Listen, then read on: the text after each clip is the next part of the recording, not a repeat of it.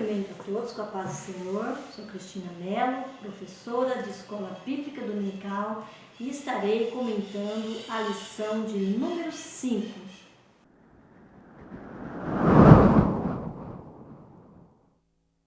Nesse trimestre, estamos estudando as lições bíblicas sobre o tema A Igreja Eleita, redimida pelo sangue de Cristo e selada com o Espírito Santo da promessa. O autor da nossa lição, comentarista, é o pastor Douglas Batista. Na lição de número 5, iremos estudar sobre o tema Libertos do pecado para uma nova vida em Cristo. Antes de comentarmos a lição, gostaria de te pedir que se inscrevesse no meu canal e, se você gostou desta aula, que você curta e compartilhe com seus amigos. O texto áudio da nossa lição 5 ele diz assim: Mas Deus, que é riquíssimo em misericórdia, pelo seu muito amor com que nos amou, estando nós ainda mortos em nossas ofensas, nos vivificou juntamente com Cristo. Está registrado na carta aos Efésios, capítulo 2, versículos 4 e 5. A verdade prática nos diz: por meio da maravilhosa graça divina, fomos libertos do pecado, perdoados e salvos da condenação, e ainda recebemos o direito à vida eterna. Nós, nas lições anteriores, estudamos o capítulo 1 e todos os pontos importantes registrados ali, e a partir da lição de número 5, a de hoje, vamos iniciar o capítulo 2. Nós precisamos entender que esta é uma epístola aos Efésios, no qual Paulo traz as revelações divinas que foram reveladas a ele, talvez ali na prisão em Roma, e foi uma carta escrita aos cristãos de Éfeso, crentes, fiéis em Cristo. É assim que registra no capítulo 1, versículo 1. Também como carta circular aos demais cristãos da Ásia e também nos dias de hoje para nós. Esta carta ela foi escrita em prisão, conforme Efésios capítulo 3, versículo 1, capítulo 4, versículo 1, capítulo 6, versículo 20. Provavelmente Paulo estava preso em Roma, onde nós vemos a sua prisão ali no capítulo 28 do livro de Atos. Neste capítulo também são apresentados aspectos doutrinários relevantes à nossa salvação. Vamos entender que a libertação dos pecados é um favor de Deus, concedido por sua graça, por meio da fé no seu Filho Jesus, e assim, a partir desta libertação, nós podemos desfrutar da nova vida em Cristo.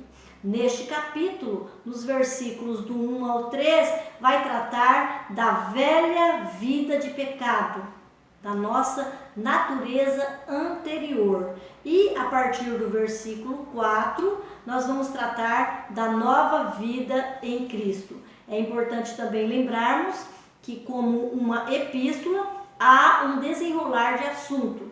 No capítulo 1, nós vemos ali Paulo tratando na última lição da iluminação espiritual, onde ele informa aos crentes que orou por eles para que eles tenham entendimento acerca das coisas espirituais relacionadas à sua salvação. Então, Paulo ali falando com eles, orienta que eles ampliem o seu entendimento, recebendo ali pelo Espírito Santo os dons, o dom de sabedoria e de revelação, para entender as coisas espirituais. No capítulo 2 é uma continuidade. Já no versículo 1 diz assim: E vos vivificou, estando vós mortos em ofensas e pecados. Se olharmos o final do capítulo 1, está falando de Cristo. Então, quem nos vivificou? Cristo. Nos tornamos vivos novamente quando estamos em Cristo. No início do capítulo 2, no versículo 1, traz o texto: e vos vivificou, estando vós mortos em ofensas e pecado. Esse termo vivificou traz o sentido ali de vos deu nova vida. Quem nos deu nova vida? Cristo. Como eu disse anteriormente, era de Jesus que estávamos falando no final do capítulo 1. Então, no início do versículo 2, Paulo vai aqui agora apresentar a graça de Deus. Ele começa falando desta vivificação que se dá em Cristo e depois ele vai apresentar a natureza, a nossa natureza, a nossa condição anterior. Esse vivificou aqui, ele traz a relação, como eu disse, vida nova. Por quê? Nova vida em Cristo, por quê? Porque o homem, o ser humano, descendente de Adão, entra no mundo espiritualmente morto. Por isso que Paulo fala, estando vós mortos em ofensas e pecado. Então, quando nós estamos no mundo sem Cristo, nós não podemos agradar a Deus, nós também não podemos ser chamado filho de Deus. A partir dali do versículo 4, que Paulo vai apresentar a maravilhosa graça e a sua misericórdia. Então, nessa condição anterior, mortos em ofensas e pecados, nós estamos desagradando o nosso Deus. A palavra ofensa, ela traz o significado ali passo em falso, de forma deliberada, ou seja, nós erramos deliberadamente, porque o homem, ele sabe o que é certo e o que é errado, e ele tem o Criador. Nós precisamos agradar ao nosso Deus. Então, quando nós damos esse passo em falso de forma deliberada, nós estamos ofendendo o nosso Deus. E a palavra pecado traz também o sentido de aquele que erra o alvo. Nós deveríamos acertar, nós deveríamos obedecer o nosso Deus. Nós temos a palavra de Deus que traz ali para nós como nós devemos caminhar. Então, quando nós desobedecemos, nós transgredimos a lei de Deus e aí nós pecamos, nós erramos o alvo. Então, devido a essas condições, nós éramos mortos. E ali no versículo 2 ele diz, em que noutro tempo, quando ele fala que noutro tempo, porque agora aqueles irmãos já estavam de acordo com a vontade de Deus, já eram crentes. Então Paulo estava falando da vida anterior deles. Noutro tempo, andaste segundo o curso deste mundo. Andar segundo o curso deste mundo é fazer aquilo que o diabo quer, que o mundo quer, que as ideologias querem, que aquilo que nos afasta de Deus, as ideias que nos afastam, que faz com que nos afastamos de Deus, que são nos apresentadas, quando nós fazemos isso, nós estamos andando segundo o curso deste mundo, fazendo a vontade do diabo, segundo o príncipe da potestade do ar, que é o diabo, do espírito que agora opera nos filhos da desobediência. Esse filhos da desobediência aqui é aqueles que estão longe de Deus. Todos que estão longe de Deus, que ainda não receberam a Cristo, estão aqui englobados nesses filhos da desobediência, andando segundo o curso dessa vida, no qual tem como príncipe o diabo, que opera nos filhos da desobediência. Lá em Romanos capítulo 12, versículo 2, fala que nós devemos renovar o nosso entendimento, para saber qual é a boa e vontade perfeita, vontade de Deus, para sabermos a vontade de Deus. O Espírito Santo que está em nós, ele nos informa aquilo que agrada a Deus, como nós devemos proceder. Já no versículo 3 diz assim, entre os quais todos nós também antes andávamos nos desejos da nossa carne, fazendo a vontade da carne e dos pensamentos, e éramos por natureza filhos da ira, como os outros também. Esse outros também, ele está se referindo aos judeus. Na próxima lição nós vamos ver a condição dos gentios e dos judeus. Aí nós vamos entender todo esse significado aqui que Paulo também está se referindo ao povo judeu. Então, éramos por natureza filhos da ira. A natureza aqui, como eu falei anteriormente, é a natureza pecaminosa em Adão, onde somos chamados filhos da ira.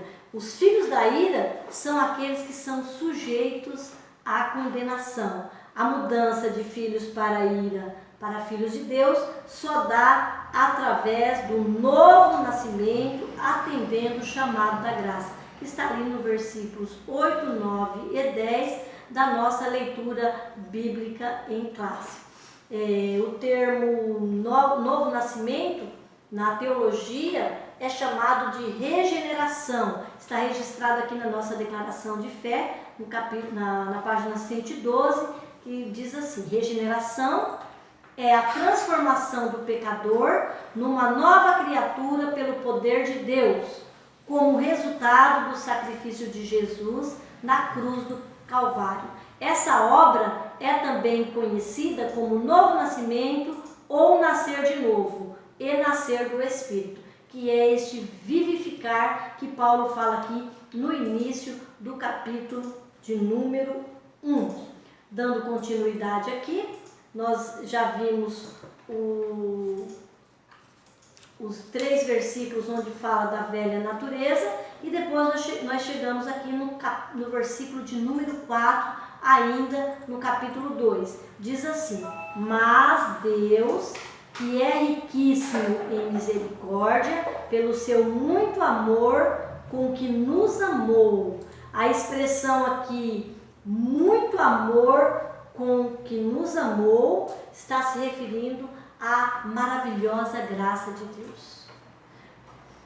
Capítulo 3, versículo 16 do Evangelho de João diz assim, que Deus amou o mundo de tal maneira que deu seu Filho unigênito para todo aquele que nele crê, para que tenha vida eterna. Este daí é o muito amor de Deus. O muito amor de Deus também é revelado quando o Cordeiro, a decisão da morte do Cordeiro, é antes mesmo de que nós existíssemos, antes da fundação do mundo. Nós vimos que a eleição da igreja se dá antes da fundação do mundo, como a morte do Cordeiro. Esse é o muito amor de Deus.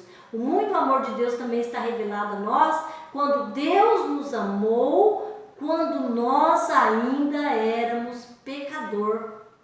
A morte de Cristo pela humanidade não foi para um povo bom que amava a Deus, que o buscava. Foi para pecadores. Nós vemos Cristo ali nos últimos momentos da sua cruz, falando ali do plano consumado por todos aqueles que ainda iriam vir e que poderia se achegar a Ele. Amém? Então, também aqui no versículo 4, mas Deus, que é riquíssimo em misericórdia, pelo seu muito amor com que nos amou. Então, nesses versículos aqui, vai tratar um pouco aqui da misericórdia e da graça de Deus. Estes são 2 aspectos da atividade de Deus distintos, mas que têm relação entre si. Eu vou estar aqui fazendo as informações da teologia sistemática de Stanley Horton, que ele diz assim: os termos graça e misericórdia representam 2 aspectos do caráter e da atividade de Deus que, embora distintos, são correlatos entre si.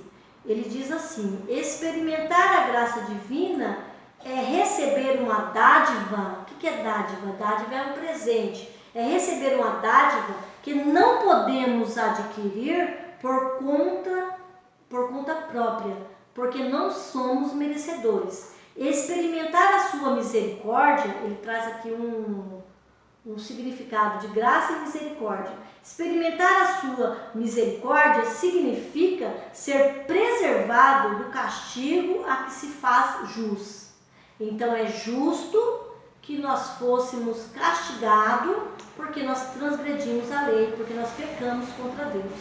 Deus é juiz e supremo que detém o poder para determinar em última análise a punição a quem merece. Então, quando Ele nos perdoa o pecado e a culpa, experimentamos a sua misericórdia. Então diz aqui que é riquíssimo em misericórdia. Então nós estamos experimentando a misericórdia de Deus, mesmo nós sendo passíveis de sermos punidos. Isso é muito amor de Deus, porque Ele poderia nos punir, mas Ele nos dá o dom da vida que nós experimentamos através da sua graça. Merecíamos a punição, Deus nos dá o seu Filho, Deus nos dá a graça. E esta graça, ela não é só preveniente, que vem antes, ela permanece na vida do salvo. A graça de Deus, ela permanece até o fim. Nada que nós recebemos de Deus é por merecimento, é por bondade nossa. Tudo é graça. O Espírito Santo em nós, a vida eterna, os dons do Espírito Santo, a oportunidade de estarmos em meio aos eleitos, aos santos, ser chamados de santos, ser igreja de Deus, tudo isso é graça. Tudo isso são bênçãos que advêm das misericórdias de Deus também, porque Ele é bom, Ele é muito. A palavra diz aqui, pelo seu muito amor com que nos amou. O amor de Deus por nós, Ele é grande. Pela graça nós somos salvos, por este amor tão grande do nosso Deus. Não é um favor que nós merecemos, por isso que fala que é um favor que nós não merecemos, mas Ele é muito mais que isso. Tem muito mais coisas envolvidas. Então, tudo que aconteceu com o povo que aceita Cristo, é tudo graça. Deus nos chama, Deus nos salva, Deus nos habilita através do Espírito Santo por graça a viver de acordo com essa graça maravilhosa e Deus continua nos abençoando, nos dando as suas bênçãos e cuidando de nós. No versículo 5 diz assim: estando nós ainda mortos em nossas ofensas, nos vivificou juntamente com Cristo. Pela graça sois salvos, estando nós ainda mortos em nossas ofensas. Nos vivificou, nos deu uma nova vida em Cristo, no qual nós podemos nos relacionar com Ele. Romanos capítulo 6, versículos 4, 7, 8 e 11, trata aí deste processo de regeneração ou de graça de Deus a todos nós. Então, pela graça sois salvos. Não é por merecimento, é por amor de Deus a nós. No versículo 6 diz assim: nos ressuscitou juntamente com Ele e nos fez assentar nos lugares celestiais em Cristo Jesus. Assim como Cristo ressuscitou dos mortos, nós que cremos nele recebemos também nova vida espiritual por meio da regeneração, que eu já trouxe aqui o significado, que é a nova vida em Cristo. Ele também nos fez assentar nos lugares celestiais em Cristo. E é nessas condições que nós usufruímos das bênçãos espirituais descritas no capítulo de número 1 que nós já estudamos. Nesses lugares celestiais nós temos nova cidadania, somos cidadãos do céu, conforme Filipenses capítulo 3, versículo 20. A vida espiritual em Cristo está também num plano elevado, superior. Esse estar assentado em lugares celestiais em Cristo Jesus traz essa ideia aí de um plano diferente. Não é como as demais pessoas, é uma relação diferente com o nosso Deus. É um plano superior. Lugares celestiais também fora deste mundo, do sistema satânico, porque o crente ele não pode viver no curso deste mundo. Veja quando Paulo fala ali no versículo 3, ele fala no outro tempo, ou seja, no tempo atual salvo, ele já não poderia andar no curso deste mundo. Tudo projeto de Satanás, que for contra a vontade de Deus, que for pecado, nós devemos abandonar, nós não devemos atender, né? Fora do mundo, do sistema satânico, no qual somos colocados na situação também, na condição de novas criaturas, conforme 2 Coríntios, capítulo 5, versículo 17. Assentados também em lugares celestiais, temos uma obrigação. Temos as bênçãos concernentes a estar em Cristo, mas também nós temos uma obrigação, é estar acima do regime que governa este mundo. Qual é o regime que governa este mundo? É o regime proposto pelo príncipe das potestades do ar. Nós não podemos viver de acordo com o regime que é colocado neste mundo. Não podemos nos submeter ao sistema do mundo. Nós somos salvos na pessoa de Jesus Cristo. Nós nos assentamos nos lugares celestiais em Cristo. E nestes lugares também nós somos protegidos. A palavra de Deus diz que o maligno não nos toca. O diabo não tem poder na nossa vida. Quando nós estamos em Cristo. Cessa o poder do diabo apenas se Deus permitir. A não ser, ele não toca na nossa vida. A palavra de Deus diz: o maligno não vos toca. No versículo de número 7, diz assim: para mostrar nos séculos vindouros as abundantes riquezas da sua graça, pela sua benignidade para conosco em Cristo Jesus. Para mostrar nos séculos vindouros. Esses séculos vindouros aqui, está se referindo àquelas bênçãos espirituais futuras, que nós já falamos na lição anterior, ao futuro da igreja, numa demonstração eterna da graça de Deus e da manifestação do seu poder sobre a terra. No atual contexto, nós, e ainda estando aqui, nós não conseguimos entender ou mensurar a profundidade dessa promessa. Lá em 1 Coríntios capítulo 13, versículo 12, na parte B, diz assim: agora conheço em parte, então conhecerei como também sou conhecido. Então, a partir do momento que nós chegarmos a este futuro, que receberemos essas bênçãos, nós vamos entender muita coisa. Tem coisas que nós não vamos entender agora, porque o nosso entendimento é pouco, a nossa natureza carnal não nos permite esse aprofundamento, mesmo o Espírito Santo estando em nós. Lá no versículo 7 fala: para mostrar nos séculos vindouros as abundantes riquezas da sua graça. Então, o que virá ainda será maior, é a vida eterna com Deus, pela sua benignidade para conosco em Cristo Jesus. Isto somente na pessoa de Cristo. Aí ele explica aqui no versículo 8 o porquê. Porque pela graça sois salvos. A graça é aquele favor que nós não merecemos, que nós vimos aqui anteriormente, porque antes de Cristo nós estávamos perdidos, sem condição nenhuma de chegar a Deus, se não for essa graça. O mesmo Deus que ele oferece a graça é o mesmo Deus que chama, é o mesmo Deus que convence, porque é o Espírito Santo que convence, é o mesmo Deus que já ofertou o seu Filho.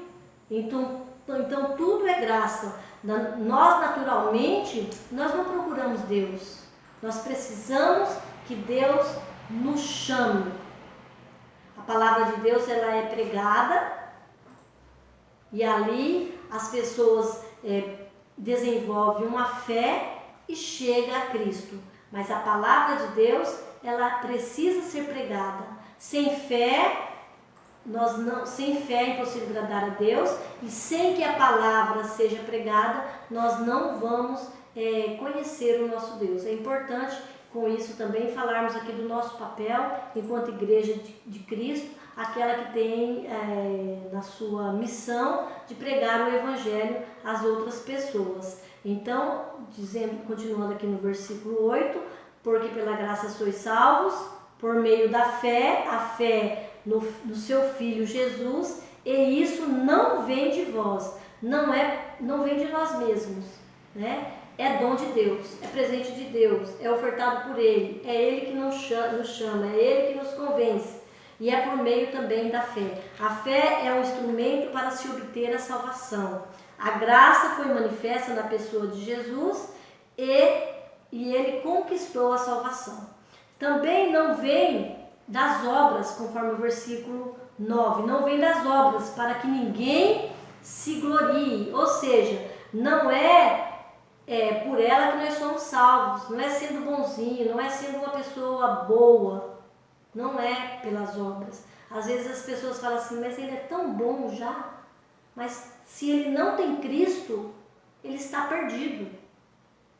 Não é pelas obras, não é pela bondade que nós fazemos, é dom de Deus e é através da pessoa de Jesus. É algo que não está à venda, não é possível comprá-la e também não é por mérito humano, porque tudo já foi consumado por Cristo ali na cruz. Ele ofertou a sua vida no nosso lugar. Quem deveria estar lá éramos nós.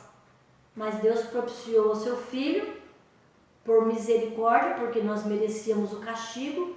Ele nos dá o seu Filho e nós devemos nos achegarmos a Ele, aceitar como nosso único e suficiente Salvador, conforme Romanos capítulo 3, versículos 20 e 28, capítulo 4, versículos do 1 ao 5, Gálatas capítulo 2, versículo 16, 2 Timóteo capítulo 1, versículo 9, Tito capítulo 3, versículo 5. São todos os versos para você pesquisar e entender a questão da graça, a graça de Deus ofertada a nós. O capítulo 10, versículo 10 diz assim: porque somos feitura sua, criados em Cristo Jesus para as boas obras, as quais Deus preparou para que andássemos nela. Então, as boas obras Deus preparou para que andássemos nela. Não é porque não é por obra que nós devemos viver também de qualquer maneira, porque a palavra de Deus, ela traz os parâmetros para os crentes. Nós sabemos aquilo que convém e o que não convém, mas quando nós estamos em Cristo e somos salvos, é natural que nós produzimos as boas obras. É natural que observemos o que está registrado na palavra de Deus e corrigimos alguma ação que nós sabemos que desagrada o nosso Deus. Então as boas obras, é a consequência direta dos salvos. Não é estranho um crente praticar boas obras, porque nós temos o Espírito Santo de Deus. As boas obras, elas fazem parte, né, também aí da nossa salvação em Cristo. Nós precisamos amar, nós precisamos cuidar das pessoas, nós precisamos nos preocupar com a salvação das outras pessoas e assim levar também a verdade do Evangelho para todos aqueles que ainda não receberam a Cristo. Gostaria de falar ainda um pouquinho sobre os 3 estágios fundamentais da salvação. O autor, ele trata desse assunto aqui no livro de apoio. Eu gostaria de falar um pouquinho, que é a justificação, a santificação e a glorificação. A justificação é a libertação da punição ou do castigo merecido pelo pecado. Como nós falamos anteriormente, quando estávamos longe de Deus, em ofensas e pecados, nós merecíamos a condenação. A doutrina da justificação ensina, em termos gerais, que o pecador é justificado, absolvido da punição e da condenação do pecado unicamente pela fé na graça divina. Então, quando nós aceitamos a Cristo, nós somos justificados. Aquele castigo que nós merecíamos, Cristo já pagou ali na cruz por nós. Por isso que chama justificação. Somos justificados em Cristo, conforme Efésios capítulo 2, versículos 8 e 9 da nossa leitura bíblica em classe. A santificação é o processo, a sequência deste processo. Ela é a obra progressiva da parte de Deus e do homem, que nos torna cada vez mais livres do pecado e semelhantes a Cristo em nossa vida presente. Esse processo de santificação, ele vai até o terceiro processo, que é a glorificação, até o final. Nós ainda estamos em processo de santificação. Hoje santo, amanhã mais santo que ontem e assim até o final. Nós precisamos estar melhorando sempre, aprofundando a nossa comunhão com Deus, buscando a sua palavra, orando, consagrando nossa vida a Deus, para que nós, nesse processo de santificação, nós estejamos a cada dia melhor. Por isso que fala que é uma obra progressiva da parte de Deus e do homem. A parte do homem é essa, é o seu esforço de ir em busca da vontade de Deus, orar, consagrar, ler a palavra de Deus. E o último estágio é a glorificação, que é a derradeira etapa de nossa salvação em Cristo Jesus, conforme Romanos capítulo 8, versículo 30, e trata-se de uma promessa futura, que é citado ali no versículo 7, as abundantes riquezas da sua graça. É algo que nós não vimos ainda. Ela é a última etapa e trata da promessa da futura transformação de nosso corpo mortal, conforme Filipenses capítulo 3, 21. E vai ocorrer quando Cristo voltar. Ainda a respeito da graça de Deus, que é tratada nos 3 últimos versículos ali da nossa leitura bíblica em classe, eu gostaria de estar lendo o texto do pastor Silas Daniel, na sua obra Arminianismo, a Mecânica da Salvação, que ele diz: graça preveniente nada mais é, portanto, do que o amor de Deus em ação. É Deus tomando a iniciativa em relação ao homem caído, e não apenas no sentido de propiciar a sua salvação, mas também no sentido de habilitá-lo a recebê-la e atraí-lo a ele. É ela que concede ao ser humano a possibilidade de corresponder livremente com arrependimento e fé quando Deus o atrai a si. É a graça preveniente que possibilita o homem responder positivamente ao chamado divino. A graça preveniente é aquela que vem antes, quando nós ainda éramos pecadores, quando ainda estávamos longe de Deus. Deus, ele promove essa graça que nos habilita, que nos chama, que nos atrai. Então a graça, ela vem de Deus, a salvação, ela vem de Deus, é dom de Deus, e por meio do seu Filho Jesus. É urgente que a mensagem da cruz seja pregada para que nós informemos as pessoas dessa graça maravilhosa. Amém? Eu gostaria de estar aqui concluindo, trazendo aqui a leitura da nossa conclusão da revista. Antes da regeneração, éramos filhos da ira e condenados à perdição eterna. Por ato de amor divino, por meio de sua maravilhosa graça, nos tornamos filhos por adoção. Essa gloriosa salvação nos foi concedida independente de nossas obras. A partir da salvação, passamos a praticar boas obras que glorificam a Deus, nosso Pai. Mateus capítulo 5, versículo 16. Este é o meu comentário da lição de número 5. Quero agradecer a todos que me ouviram até agora, dizer que sinto-me feliz de estar podendo contribuir aí com o seu entendimento dessa lição. Deus abençoe sua vida, Deus abençoe sua casa, sua família e a escola dominical a qual você pertence. Não esqueça, a sua escola dominical, ela acontecerá naquele dia, naquele domingo ou em outro dia, que que a sua igreja agendar para este momento. Vá lá ouvir o que o seu professor tem para te ensinar sobre esta lição. Amém?